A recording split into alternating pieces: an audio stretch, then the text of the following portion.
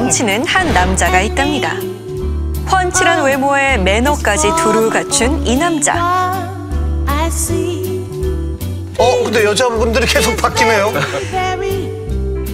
그의 매력에 빠진 사람이 한둘이 아니라는데요. 미국인인 그의 이름은 토마스입니다. 그런데 그의 비밀을 폭로하겠다는 한 여자가 나타났습니다. 대체 무슨 사연일까요?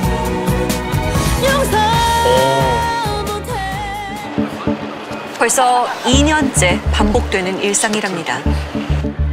누군가를 애타게 찾고 있는 여자.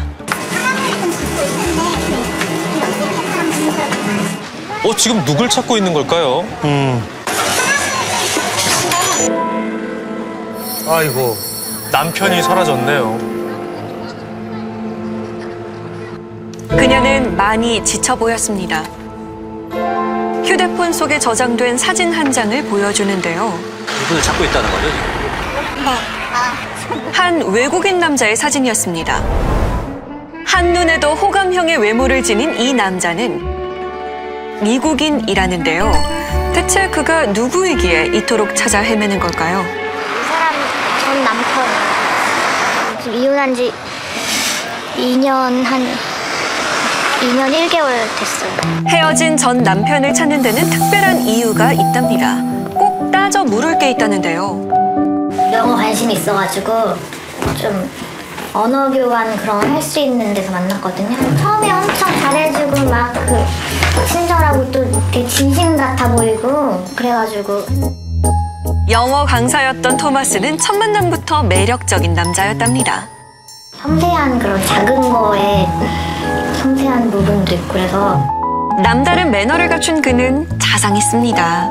신발을 챙겨준다든가 신발끈을 뭐 매준다든가 디테일하게 잘해주는 부분이 있었어요. 어느새 미나 씨는 그에게 마음을 빼앗겼고 아이까지 갖게 됐는데요. 당황했던 마음도 잠시 토마스에 대한 확신을 가졌답니다. 자기는 첫 번째 결혼은 실패했으니까 이제는 두 번째니까 이제 실수도 안 할 거고 행복하게 셋이 아기 나오면 잘 살자 이렇게 얘기했는데 엄마한테 제가 이 사람이 이혼을 했고 딸이 이런 부분을 다 얘기를 솔직하게 하니까 뭐 노발대발 난리가 나고 그 사람이랑 결혼할 거면은 이제 연락도 하지 말고 이제 여기 동네 얼씬도 하지 말라고 그랬거든요. 하지만 행복은 오래가지 않았다는데요. 아이가 태어난 후 토마스의 행동이 돌변했다는 겁니다. 집에는 그냥 3, 4일 안 들어가 버리고 마음대로 그냥 그렇게 들어오는 거예요. 낮에 들어오고 빨리 들어오는 게 뭐 새벽이고. 자신은 물론 아이에게 무관심한 남편을 더 이상 두고 볼 수 없었다는 미나 씨. 재작년 5, 6월쯤 그때가 이제 마지막 문자 오고 더 이상 저를 차단해가지고 못 주고받고 있는데 이 사람이에요? 네. 이 사람이에요? 네. 얼마 전 개인 방송에 출연한 토마스의 모습인데요. 제목이 무엇인데요? 아니 이 사람도 여기 배경 보면 딱 알아. 그 어떤 영화인지. 영상을 함께 제작한 이 사람은 토마스에 대해 뭔가 알고 있지 않을까요? 며칠 후 그와 연락이 닿았습니다. 유튜브 이런 것들을 좀 보다가 알게 된 건데 네. 예, 혹시 지금도 같이 작업을 하시나 해서요. 네, 씨랑 사이가 좋아서 그거 어떻게 알게 된 거예요, 씨랑은? 같이 영어 공부를 하다가 네네.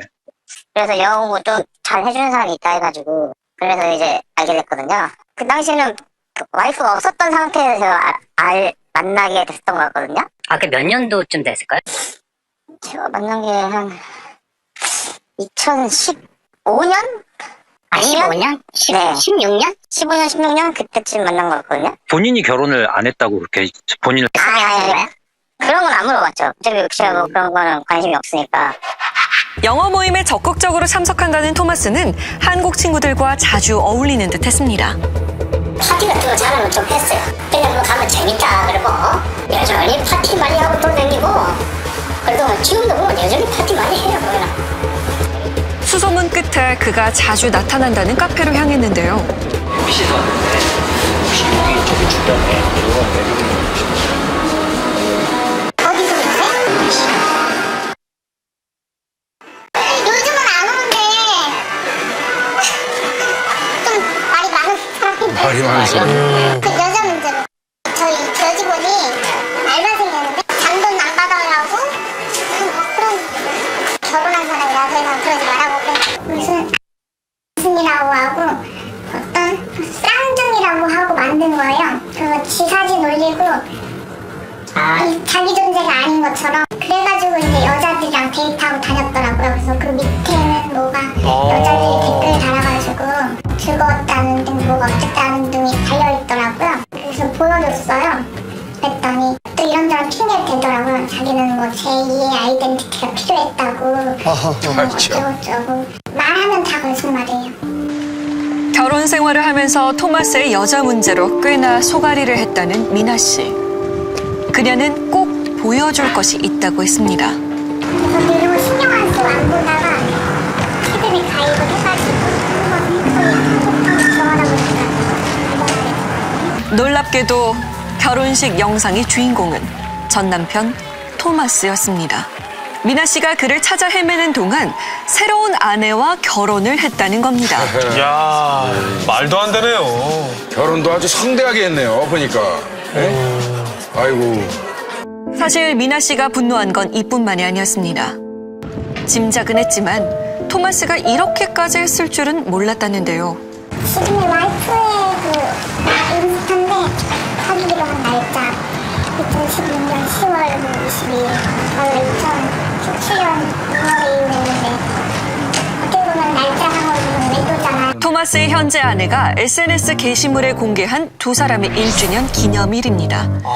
2016년 10월에 두 사람이 사귄 것으로 추정된다는데요. 미나 씨가 토마스와 이혼한 건 2017년 2월. 이혼 전에 외도를 했다는 주장입니다. 그와 5년이란 시간을 함께 지냈지만 이혼 후 더 많은 것들을 알게 됐다는데요. 얼마 전 미나 씨는 충격적인 이야기를 들었다고 했습니다. 토마스의 새로운 결혼 소식을 알게 된 미나 씨는 자신보다 먼저 이혼했던 여자에게도 이 사실을 알렸다는데요. 그러자 그녀가 황당한 이야기를 꺼냈답니다. 이번 결혼이 4번째라는 겁니다. 대체 어떻게 된 일일까요? 전 첫 번째인 줄 알았어 당연히. 근데 이분이 그거 아시냐고 그 전에 또 한 명 있었다고 하는 거예요. 저는 그게 무슨 소린가 했는데 아무튼 자기 전에 또 한 명이 있었다라고 하더라고요. 그랬냐고 하는데 첫 번째 결혼에 실패하고 미나 씨와 두 번째 결혼을 했다는 토마스. 현재 아내와 세 번째로 결혼한 것으로 알고 있었는데 미처 몰랐던 과거에 또 다른 아내가 존재한다는 겁니다. 야, 그럼 총 아내가 4명이었다라는 거네요. 이게 미나 씨가 토마스의 친구에게 확인한 바에 따르면 오래전 여자가 있었다는데요. 그녀 역시 한국인 여성이었답니다. 이 모든 게 진실이라면 대체 여자들은 토마스의 어떤 모습에 끌린 걸까요? 상황만 보면은 그냥 아가씨인 사람이 그런 사람을 안 만날 수 있는데 오히려 그런 걸 말하니까 속이진 않았잖아요. 아무튼 좀 잘해주는 것만 그때는 눈에 들어와가지고 좀 이혼을 한 번 했지만 그러니까 내가 진짜 좋은가 보다 이렇게만 느꼈거든요. 이제 연락조차 받지 않는 토마스. 그가 미나 씨를 피하는 진짜 이유가 있다는데요. 매달 50만 원의 양육비를 내라는 판결이 났지만 지키지 않고 있답니다. 한 번도 받은 적이 없거든요. 그때로부터 밀린 게 지금 1,205만 원 밀렸거든요. 몇 살이에요, 아이는?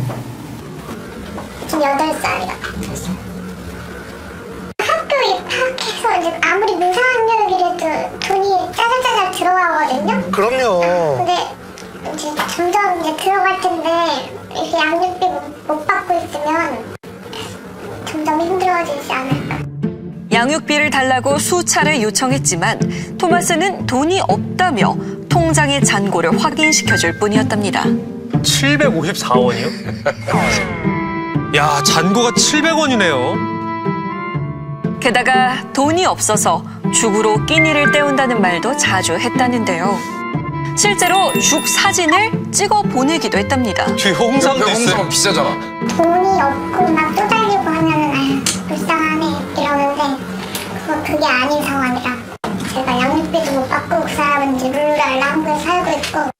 SNS에 공개한 그의 일상은 분명 달랐다고 합니다.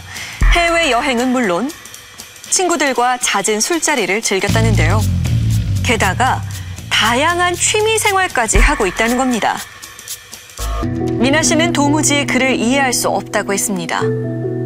그의 딸을 키우고 있는 이전 아내 역시 현재 양육비를 안 받고 있다는 겁니다. 이혼 후 3년 정도만 받았다는데요. 두 아이에 대한 책임을 뒤로한 채 잠적한 토마스. 그는 지금 어디에 있는 걸까요? 제작진은 수소문 끝에 그가 최근까지 참석했던 정기 모임의 장소를 확인할 수 있었습니다. 자, 드디어 만나는 걸까요?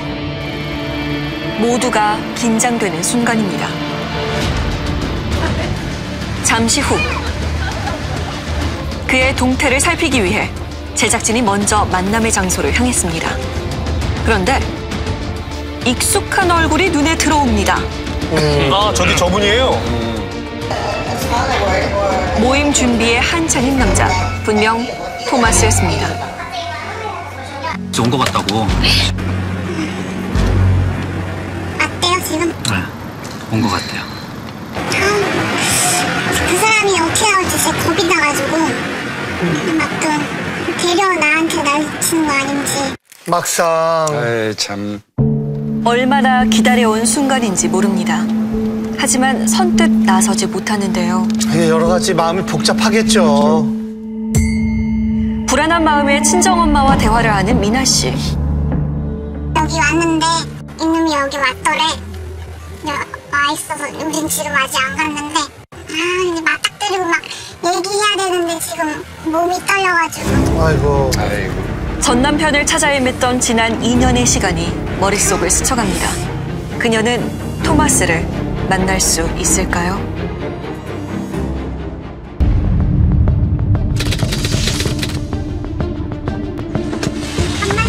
마침내 기다리던 시간이 왔습니다. 토마스에게 할 말이 너무도 많은데요. 드디어 마주하게 된 두 사람. 토마스는 당황한 기색이 역력합니다.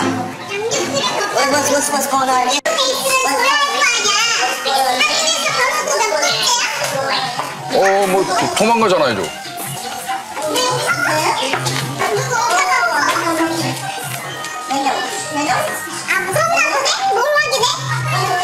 도망가네요.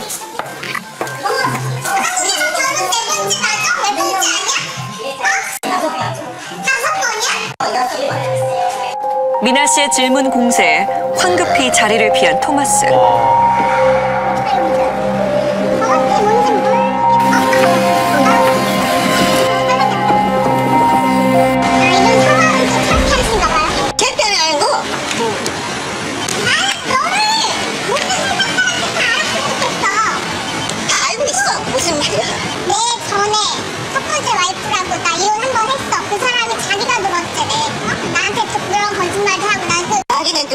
그 사람한테 처음 들었어. 그거는 거짓말이야. 그러면 지금 와이프는 5번째 와이프야? 4번째 정도 되겠지. 들은 말로는. 알았어. 어차피 그렇게 생각하고 싶으면 해도 돼. 어차피 그거는 나랑 무슨 상관이지? 자, 이거. 결혼을 하고 다니는. 그럼 이 와이프도 혼인 지금 모르잖아. 아니. 양심이 안 주는 게 지금 문제예요. 그러면 우리 이혼했을 때 왜 그때는 50% 하라고? 50%할 돈 보여줘. 그때 값 드는 거. 그때 그 집 값 드는 거. 자가 샀어. 모든 게 다 원래 반반으로 먹는 거 아니야? 여기까지 말고 이렇게 하는 거야? 이렇게 생쇼하는 거야? 끝말이 한 개가 아니니까. 진짜 이사. 어떡하면 저렇게 피하겠어요? 토마스는 이야기를 나누다 말고 또다시 사라졌습니다. 그를 쫓아가 보는데요. 와. 쪼가버렸네. 이대로 그를 놓치고 마는 걸까요? 어디로 어디로 뛰어간 거야? 그냥 모면하려고 뛰는 거죠? 없어졌어요? 없어져. 숨었나 봐요. 그를 만나면 뭐든 할 수 있을 것 같았는데 허탈한 마음뿐입니다. 아직도 그에게 확인하고 싶은 게 너무도 많은데요. 그에게 전화를 걸어봤습니다. 아이고. SNS 계정 역시 비공개로 전환한 상태였는데요. 상가 곳곳을 샅샅이 뒤지던 바로 그때였습니다. 건물 안쪽으로 몸을 피한 토마스. 수씨. 안녕하세요. 저는 MBC에서 나왔어요. MBC 아니요, MBC. 혹시 알죠? 영어 한국말 잘하시는 거 알아요. 저기 몇 가지 좀 여쭤보려고. 저는 얘기 좀 하시죠. No thanks. 아, 싫다고요? 미리 네. 컨택, 미리. 한국말 잘하시는 거 알아요. 그러니까 미리 컨택을 해야 돼요, 이게. 양육비는 왜 안 주시는 거예요, 그러면? 그 년은 1억 5천 원 언제 주는지 나한테. 1억 5천 원 왜 줘야 돼요?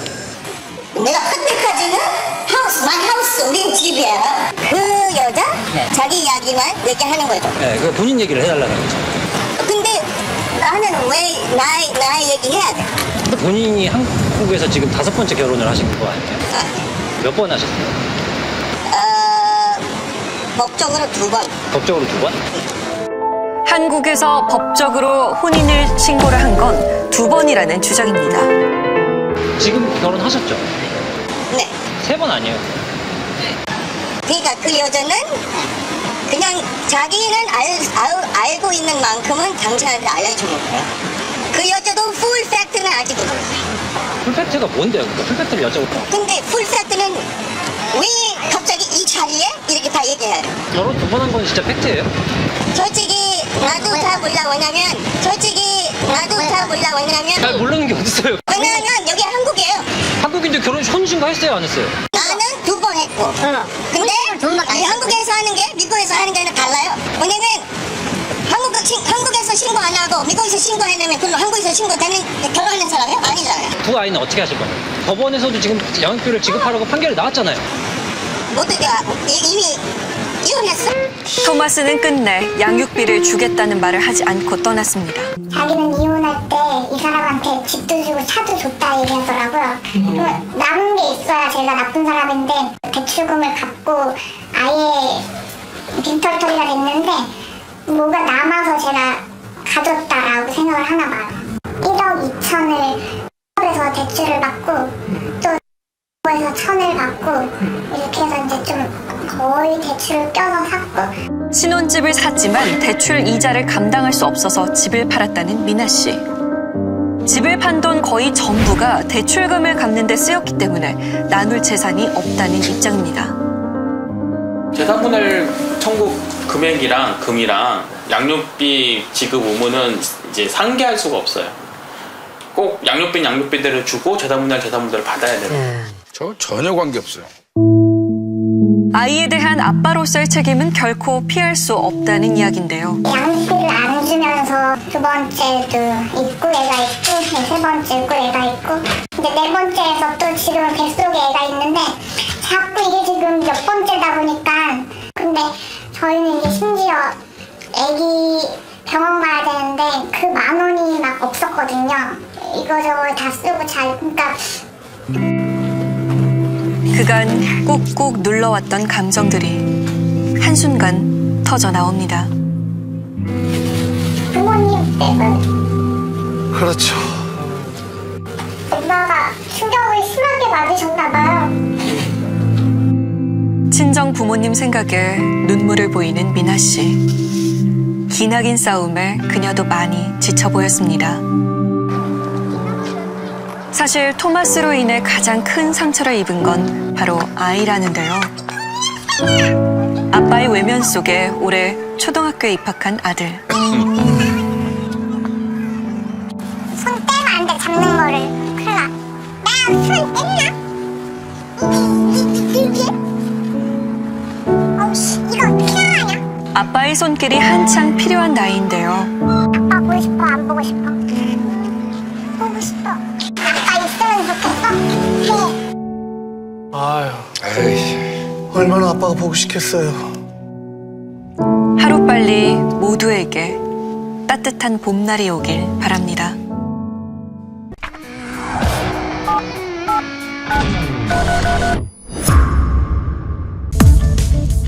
짜릿한 타격감이 주는 매력이 좋다며 아내가 배우기 시작했던 운동.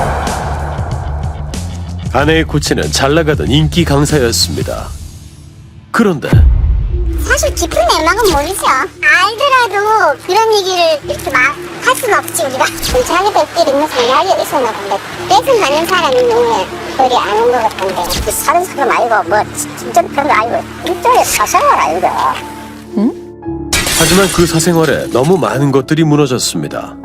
심장에 막 미친 듯이 뛰고 그 상상이라는 머릿속에 떠나지 않는 거. 그 충격이 계속 너무 강하죠. 이거 드라마라도 뭐 안 될 거야. 이런 스토리를 작가 쓰면은 저 같으면 욕할 것 같아. 말 같지도 않은 소리 하고 있냐고. 되돌릴 수 없는 상처를 남긴 그들의 지독했던 사생활 이야기입니다.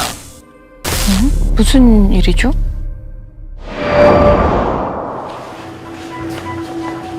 가슴에 얹힌 커다란 돌덩이를 꺼내놓고 싶다며 제보를 해온 남자. 이제 이 상황이랑 그 얘기를 하면은 호흡이나 이런 게 좀 안 돼서 갑자기 이게 맥박이 빨리 뛴다거나 뭐 이런 것 때문에 정신과 진료도 받고 있고 약도 먹고 있고.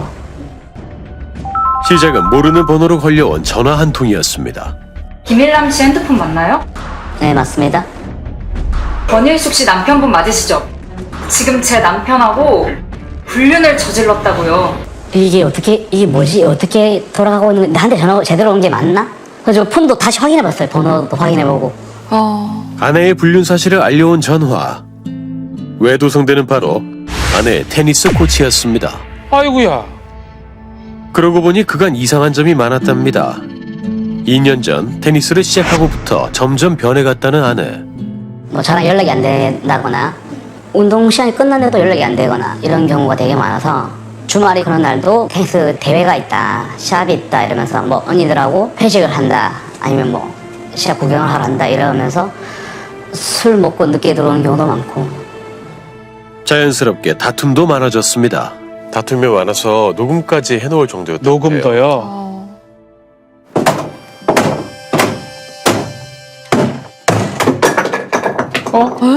지금 문 부순 거 아니에요? 니는 왜 술만 먹으면 그러냐? 너가 문 닫아줄 때고 윗집까지 닫게 한다고. 네가 그렇게 만들었다. 가스라이팅이나 뭐 이런 거. 근데 더 이상 하지마, 꼬시지마. 제가 물어봤죠. 사람을 아냐? 모른대요. 그러면 테니스 코치 누구냐? 이랬더니 모르는데 그 왜? 자기는 모르는 사람이다. 그런 적이 없다. 증거가 있냐? 증거 보여달라 이렇게 얘기하는 거예요. 모른다던 아내의 말은 거짓이었습니다. 이랑 제 아내가 그 아내한테 불려가가지고 그 사실을 인정하고 드셔가지고 무릎 꿇고 울면서 딱딱 빌었대요. 네, 이 내용인데요. 3자 대면까지 했다는 아내의 목소리. 인정하는 사람 있다고. 인정해서 왔어요. 죄송합니다. 뭐하는 짓거리야 지금? 가서 있는 사람 아니에요? 뭐 얘기라도 하나요? 하고 분량이 들어갈게요. 에휴. 가족의 행복과 신뢰는 너무도 쉽게 깨져버렸는데요. 무엇보다 충격적이었던 건 바로 그 둘의 1주년 기념 여행을 아이들을 데리고 가서 몰래 만났더라고. 저한테는 본인 친구와 친구네 아이들하고 여행을 간다고 해놓고 알고 봤더니 그때 그 같은 장소에서 만났던 걸로 알고 있어요. 아이고 세상에. 결국 이혼 소송을 결심하게 된 일남 씨. 누가 들어오시는데요? 저분 또 누굽니까? 힘든 시기를 보내던 그때 연락을 해온 사람이 있었습니다. 좀 잠을 좀 주무세요 요새? 저도 기존에 먹던 수면제 양이 부족해서. 잠이 아니고 지쳐서 아마 쓰러진 것 같아요. 아 심리 상담하는 분인가요? 살면서 한 번도 상상해 본 적 없던 인연을 갖게 된 두 사람. 두 분은 어떤 사이신 거예요? 저희는 테니스 코치로 인해서 그냥 가정이 파괴된 피해자분들입니다. 피해자. 매도녀가 이제 저희 아이들입니다. 공통점도 되게 많아요. 외박을 하기 시작했고요. 애들한테 소홀해졌고요. 연락이 안 되는 거. 연락도 잘 안 됐고 어린이날도 심지어 나왔으니까요. 뭐 이제 관계에도 좀 거부하고 하더라고요. 네, 뭐 그것도 마찬가지인 것 같아요. 두영 씨는 테니스 황 코치의 또 다른 피해자였습니다. 서로 한 번씩 아픔이 있었거든요, 저희 가정은. 그리고 아내는 아기가 한 명 있었고요. 저는 혼자였는데 그래서 제가 되게 어렵게 시작을 했어요. 어렵게 시작한 만큼 더 애틋했던 부부. 힘든 시련도 함께 이겨냈습니다. 아내가 유방암 판정을 받았어요. 7년을 같이 아이고. 뭐 항암이랑 약물 치료를 하면서 그렇게 되게 힘겹게 보냈어요. 2022년도에 완치를 했죠. 판정을 받고 되게 기뻐했던 기억이 있습니다. 완치 판정 받고 이제 테니스를 배우고 싶다고 해서 그럼 테니스 배워라. 그런데 테니스를 시작한 후 아내는 다른 사람이 되어버렸습니다. 1시대도 안 들어오고 2시대도 안 들어왔어요. 제가 5시 출근인데 새벽 5시까지 집을 안 들어오는 거예요. 외박을 한 거네요? 좀처럼 끝나지 않았던 테니스 강습. 아내가 향한 곳은 숙박업소였습니다. 제가 물어봐서 왜 꼭 거기 갔어야 했냐고 이러니까 너무 당당하게 만날 데가 없었대요. 네? 야, 만날 데가 없어서 성인 남녀가 모텔에서 만나냐 이러니까 왜 외박할 수 있지 이렇게 얘기하는 모습이 제가 아는 그 친구가 아니었어요. 그때는 이미. 한 남자로 인해 무너져버린 두 가정. 해야 되는 게 맞습니까? 오세요. 아, 저분은 또 누구신가요? 상처받은 이 둘을 소개해준 사람은 황 코치의 아내였습니다. 황 코치 피해자 모임 뭐 그런 느낌이에요. 소송은 했습니다. 들어갔어요. 네. 받았다고 해. 네, 받았어요. 두 남자는 테니스 황 코치에게, 세진 씨는 각각 두 남자의 아내에게 상간자 위자료 청구 소송을 진행 중입니다. 그럼 지금 이랑 같이 하고 있어요. 아니, 저는 상간녀 먼저 하고, 아이고. 이제, 하고, 그 다음에 그 나머지 2명. 나머지 2명이요? 2명을 먼저 하고, 그 순서가 막 그렇게 됐어요. 상간자가 4명이에요? 황 코치가 만난 사람은 두 사람의 아내뿐이 아니었습니다. 처음에는 이제 뭐 1명인 줄 알았더니 이제 2명이 되고 3명이 되고 이제는 4명이 되고 자기 가정이 분명히 있음에도 불구하고 남의 가정이 파탄이 나든 마든 상관이 없는 거죠 지금. 제 가정도 못 지키니까. 달콤했던 결혼의 행복은 너무도 짧았습니다. 결혼하고 1년 좀 지났나? 부터인가 약간 느낌이 좀 쎄하더라고요. 뭐 이제 레슨자랑 바람이 났다. 뭐 하는 사람이다. 라고까지 소문이 난 거예요. 동호인들 사이에서. 그저 떠도는 소문인 줄 알았던 어느 날 그 워치를 이제 집에 놔둬놨었는데 워치에 모텔을 가서 뭘 시켜 먹어서 뭐 무슨 호텔 몇 호 이렇게 하면서 시킨 거라 오전에. 확인해보니 호텔에서의 흔적은 그날만이 아니었습니다. 메뉴가 다 2인분씩이네요. 2인분씩. 정말 열심히 이제 바람을 피고 있었던 거죠. 억장이 무너지고 막 떨리고 막 그랬죠. 네, 관계를 1년 6개월 정도 관계를 가졌다고 하더라고요. 네, 하지만 아이를 생각해서 헤어지겠다는 약속만 받기로 했답니다. 생생하게 담겨있는 그날의 약속. 엄마 아니에요, 애 엄마? 애한테 부끄럽지도 않나? 물을 받고 사과하면 그럼 계속 해놨다. 만날 일 없어요. 하고 그냥 모른 척하고. 알면은 진정성 있게 저한테 사과를 하세요. 정말 죄송합니다. 이렇게 일단락된 줄 알았던 남편의 외도. 그런데 어느 날 남편은 갑작스럽게 이혼을 요구해왔습니다. 에? 아까 그 내연녀 계속 만나고 있었던 거 아닌가요? 다른 사람이 없어요. 다른 사람. 에? 알고 보니 황 코치에게 또 다른 여자가 있었던 겁니다. 또 다른 사람? 역시 테니스 수강생 중에 한 사람이었습니다. 심장이 막 미친 듯이 뛰고 그 상상이 머릿속에 떠나지 않는 거. 이제 제가 너무 힘들고 잠도 못 자고 이러니까 약을 계속 먹기 시작해. 지금도 먹고 있어요. 아이고. 그러니까는 정신과 약을 본인 때문에 먹는데도 불구하고 남편은 반응이 이거였어요. 네가 정신이 그러니까 먹는 거지, 병원을 가는 거지. 약간 문제가 내한테 있다는 식으로 얘기를 하거든요. 결국 두 명의 상간녀에게 위자료 청구 소송을 결심한 세진 씨. 그런데 소송을 준비하던 중 또 다른 충격적인 사실을 알게 됩니다. 저희가 모텔에 증거 보전 신청을 했어요. 결정문 가지고 저희가 모텔에 가서 CCTV 영상을 받아봤어요. 받아보니까 저희가 원래 알고 있던 여성분 말고 다른 여성분이 또 나왔어요. 또 있다고요? CCTV 속에서 뜻밖의 등장한 제3의 여인. 깜짝 놀랐어요, 사실. 왜냐면 흔치 않거든요. 그게 다가 아니었습니다. 예? 또요? 지속적으로 연락을 주고받았던 네 번째 여인까지 새롭게 찾아냈습니다. 이야. 번호를 남자 이름으로 저장해뒀다고 합니다. 아하. 상상이 못했던 경우인 거죠. 지금 뭐 그게 최대 몇 건까지 지금 되는 상황인 거죠? 한 4-5건 정도는 되지 않을까. 근데 그건 이제 앞으로 저희가 증거를 어떻게 확보하느냐에 따라서 좀 달라질 수 있다고 봐요. 까도 계속 나오는 양파 같았던 남편의 행각.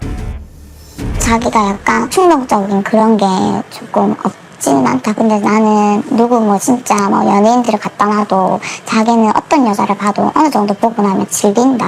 자기 병이 있다는 식으로 얘기를 하더라고요. 다툼 후 남편은 집을 나갔고 가출까지 했어요. 이야. 지금 가신 전화는 없는 번호입니다. 연락처까지 바꿨습니다. 홀로 어린아이를 키우고 있는 세진 씨. 남편은 생활비는 물론 양육비조차 주지 않고 있습니다. 양육비는 언제부터 끊겼어요? 제가 어렵게 받은 게 5월 말에 한 번 받았었고요. 그 다음 6월 달, 7월 때 받았다. 지금 다 안 받았죠. 저는 지금 대출도 받았고 카드로 돌려도 하고 향후 서비스도 받고 이렇게 생활하고 있어요. 심지어 아이의 입원 소식에도 묵묵부답이었는데요. 아, 참. 그때 건강보험공단이었나? 전출됐다고 나오더라고요. 주소지가 바뀌었더라고요. 그래서 알게 된 거예요. 그 사이 남편은 전출 신고까지 했습니다. 그냥 몸만 나간 게 아니라 주소지까지 옮겼네요. 답답한 마음에 처음으로 남편의 주소지를 찾아간 세진 씨. 그런데 문 앞에서 서성거리기만 할 뿐 벨조차 누르지 못합니다. 그냥 심장이 약간 계속 뛰어요. 불편해요. 심장이 뛰어요? 네, 불편. 불안하죠? 네. 혹시라는 생각에 여기 데리고 오진 않았겠지만 데리고 와서 같이 살고 있다고 쳤을 때 제가 마주하면은 저는 쓰는 심장이 그렇게 힘들어질 것 같아요. 이제 보면 제 또 머릿속엔 트라우마로 남을 거니까. 남편은 며칠 후 일이 없어 생활비를 주기 힘들다는 문자만 보내왔습니다. 생활비와 양육비를 끊고 사고도 없이 잠적해버린 남편 황코치. 그는 지금 어디에 있는 걸까? 제작진은 수십 곳의 테니스장을 탐문한 끝에 어렵게 그의 소식을 들을 수 있었습니다. 황코치가 지인의 테니스장에서 일을 하고 있다는 내용이었는데요. 안녕하세요. 제작진은 테니스장 안에서 황코치를 목격할 수 있었습니다. 아, 저 사람이 황코치인가요? 여전히 테니스 강습을 하고 있는 황코치. 일이 없어서 생활비 줄 수 없다고 하지 않았나요? 강습이 끝나기를 기다린 제작진은 드디어 황코치를 만날 수 있었습니다. 프로님, 안녕하세요. 전화 드렸었던 저 MBC 강현우 PD인데 잠시 대화 가능하세요? 좀 대응하고 대응할 이유도 있고 이렇게 4명 여성과 관계가 있었다.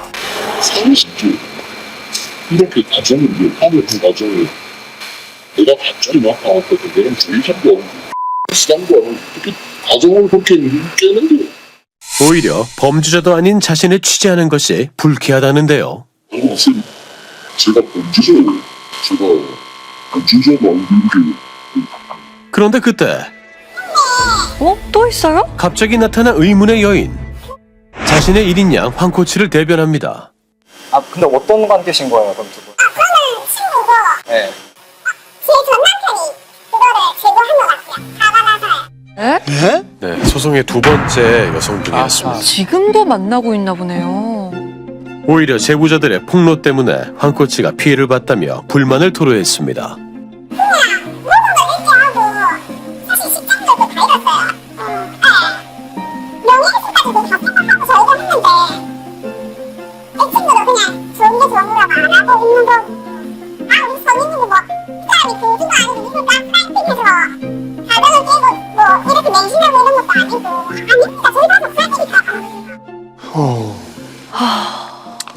이건 아주 가장 그 악질적이면서도 사람의 도리가 아니기 때문에 남자하고 여자하고 한 번 그렇게 삐뚤어지면 주위 말은 잘 안 들으니까. 좀 심하지만은 매장까지 시킬 그런 문제까지로 저는 생각하고 있어요. 한때는 범죄로 다스렸던 간통죄. 간통 사실이 신문에 등장할 만큼 사회적 시선은 엄했습니다. 유명인뿐 아니라 일반인의 간통이라도 사회적 지탄을 받으며 논란이 되기도 했는데요. 사법연수원생 불륜 사건 기억하실 겁니다. 항소심 법원은 오늘 무죄를 선고했습니다. 간통죄가 폐지됐기 때문입니다.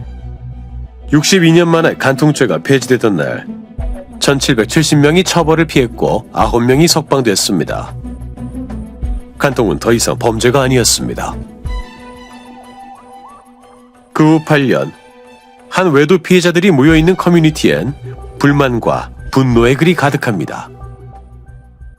진짜 찾아가 보고 싶고 전화해서 욕이라도 하고 싶었는데 변호사님하고 얘기를 하는 과정에서 대수는 접촉하지 말고 화가 나도 참고 연락하지 마시라. 제가 할 수 있는 한테 제일 최고로 할 수 있는 거는 상간남 소송밖에 없더라고요. 가정이 깨지고 이혼하고 파탄이 났는데 간통죄가 아니고 이제 상간남 민사소송이니까 그게 다예요. 제가 할 수 있는 건 그게 답니다. 무엇보다 피해자들이 가장 힘들어하는 것은 소송을 위한 증거를 직접 찾아야 한다는 겁니다. 그 전에는 형사적인 처벌이 가능했기 때문에 공권력이 투입이 가능했고 거기서 증거를 수집할 수 있었습니다. 근데 이제는 형사적인 처벌이 되지 않으니까 공권력이 거기에 투입할 수 없고 피해자들이 그 증거 수집을 하는 과정에서 오히려 불법적인 행위를 해서 형사처벌 대상이 오히려 되는 경우가 되게 많거든요. 그 불륜행위를 하는 두 사람 간의 대화를 몰래 녹취하는 행위도 불법행위. 배우자나 상간자의 차량에 위치 추적기를 설치하는 행위도 당연히 불법행위. 배우자와 상간자의 데이트 장면 추적을 하는 과정에서 역으로 스토킹으로 처벌되는 안타까운 사례들이 많이 늘고 있어요. 그래서 피해자 입장에서는 참 요즘에 증거 확보라는 것이 굉장히 어렵게 되었습니다. 두영 씨 역시 아내의 외도 증거를 수집하는 과정이 가장 견디기 어려웠다고 합니다. 증거를 확보하는 것도 힘들고 되게 힘들었어요. 솔직히 진짜 저는 잠 안 자가며 매일 왔다 갔다 하고 추적하면서 제가 뭘 하고 있나 하는 생각도 들었어요. 그럴 수 있겠네요. 직접 증거를 마주하는 것은 악몽에 가까웠습니다.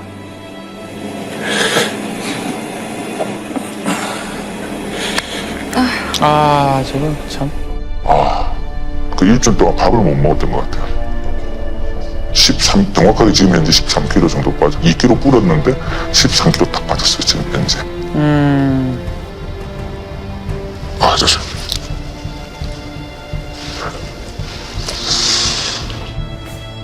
크나큰 상처를 입은 것은 두영 씨 혼자만이 아니었습니다. 저희 아버지가 약간 치매기가 있으신데 혼자 사시는데 아버지가 이제 제가 이혼한다는 소식을 듣고 샤워를 하시다가 쓰러지셨어요. 쓰러지시면서 수도꼭지를 뜨거운 물로 틀어놓으신 거예요. 아이고. 그래서 한 4시간 정도 이 뜨거운 물에 전신 화상을 입으셨어요. 아이고. 아유. 어떡해요. 너무 안타까워요. 저로 인해서 아버지가 또 다치셨었고 4시간 정도 뜨거운 물을 닿으면서 파킨슨까지 왔어, 정신적으로. 아이고. 뭐 그렇게 돼버린 거예요. 가족 모두의 고통. 이 시간은 언제쯤 잊혀질까요? 정신과 진료를 받고 있는 일남 씨 역시 힘든 시간을 보내는 중입니다. 왜 그랬을까? 뭐가 문제였을까? 이렇게 막 생각하다 보니까 자꾸 원인을 저한테 찾더라고요. 내가 뭐가 부족했을까? 내가 경제적으로 좀 안 좋았나? 아니면 가정적으로 뭐 내가 시간을 못 냈나? 가게를 이제 정리할 수밖에 없더라고요. 소문이 다 났어요. 여기 바닥에 여사장 바람에 왔다. 가게 전다더라. 어떻게 운영해요? 저희 아이들도 왔다 갔다 하고 아이 친구들도 오는 가게인데. 아직 가장 중요한 일을 하지 못했다는 일남 씨. 아이들에게 엄마와 아빠의 헤어짐을 알리는 일입니다. 아이들이 아직 모르겠군요. 네, 아직 모른다고 합니다. 알리는 게 쉽지 않죠. 그냥 아이들한테 미안하다는 말밖에 없는 것 같아. 가장 평범하게 살면 되는 건데 가장 평범한 기본적인 걸 못하게 되었으니까 애들한테 정말 미안하죠. 아이고.